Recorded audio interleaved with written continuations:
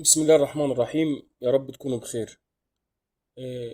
المضاعفات والآثار الجانبية اللي بتحصل بعد استخدامات كريمات الكورتيزون، زي مثلا على سبيل المثال كريم الكليوباترا. بتكون حالات كثيرة جدا، وكل حالة لها التفاصيل الخاصة بتاعتها. ففي مثلا اللي بيحصل لها حب شباب، في اللي بيحصل لها التهاب حوالين الفم، في اللي بيحصل لها اللي بيسموها الوردية، في اللي بيحصل لها ظهور تمدد وخيوط في البشرة.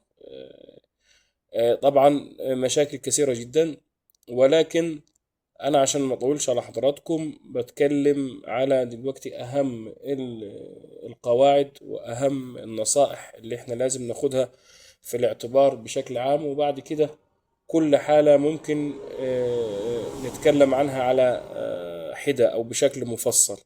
تمام. فأهم وهذكر برضو حالة كانت بتستخدم كريم الكليوباترا، وبعد كده بعد ما بتبطله بفترة بسيطة، يعني هي بتستمر عليه، بتكون البشرة كويسة ومشرقة، ولكن بعد ما بتبطله كده بفترة بيظهر حبوب. فالحل إيه في هذه الأمثلة أو في هذه الحالة؟ الأول، إيه القواعد العامة؟ القواعد العامة إنك أنت لو طلعت لك حبوب أو طلعت لك حبوب بسبب استخدام كريم الكورتيزون، حاول تبعد عن أي غسول يكون بينظف بعمق أو بيحتوي على مقشرات أو بيحتوي على أي شيء مهيج. يعني لازم نستخدم غسول يكون لطيف وما يحتويش على الأشياء اللي ذكرناها. تاني شيء، ما ينفعش إحنا نستخدم أو ننقطع عن استخدام الكريم مرة واحدة لو كنا لسه بنستخدمه.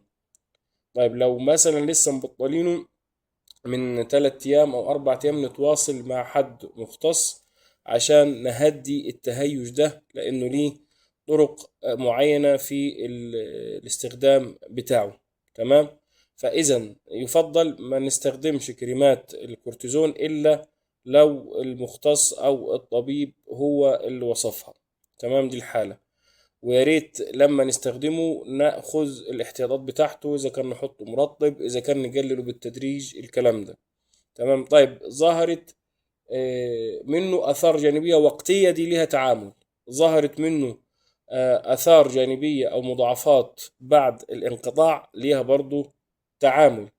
فخلينا دلوقتي في المثال اللي هو انقطعت عن استخدام كريم الكليوباترا وبيظهر لها حبوب، فبتضطر تستخدمه تاني. الافضل ان احنا خلاص طالما ما فيش تهيج في البشرة نصبر على الحبوب وما نرجعش للكريم تاني، عشان ما يعمل لناش ترقق في الجلد، لان كثرة استخدامه تمام بتعمل مشكلة في الجلد، ممكن ما تتحلش بأي روتين بشرة، ونضطر نستخدم جلسات وأجهزة وممكن ما تتحلش برضه.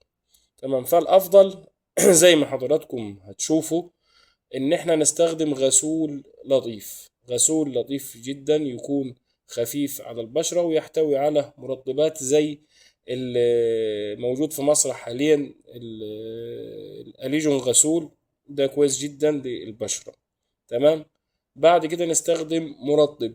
تمام. طبعا دول مرتين في اليوم. كذلك أيضا نستخدم واقي شمس يكون في صورة جل، يكون في صورة جل. الحبوب لو عايزين يعني يفضل طبعا الرجوع للطبيب عشان يشوف شكل الحبوب والتعامل معها ازاي. ما نستخدمش اي شيء مقشر الحبوب او اي شيء بيعالج الحبوب الا